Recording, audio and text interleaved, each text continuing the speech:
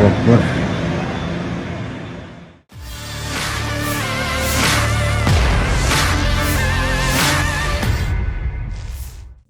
Media sosial saat ini dihebohkan dengan beredarnya video cuaca ekstrim yang melanda salah satu daerah. Hujan dan angin kencang membuat papan baliho yang terbuat dari besi ikut terbawa angin alias terbang.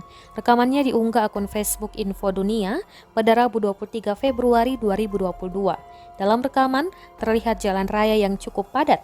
Mobil dan motor tetap melintas meski hujan lebat dan angin kencang. Tiba-tiba saja, papan baliho yang terbuat dari besi terbang dan menghantam beberapa kendaraan.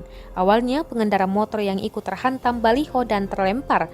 Kemudian papan baliho melintas di salah satu mobil dan kembali menghantam satu pemotor hingga terjatuh dan tertimpa baliho.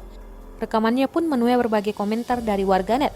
Tak sedikit yang menduga kejadian ini terjadi di luar negeri dan bukan di Indonesia.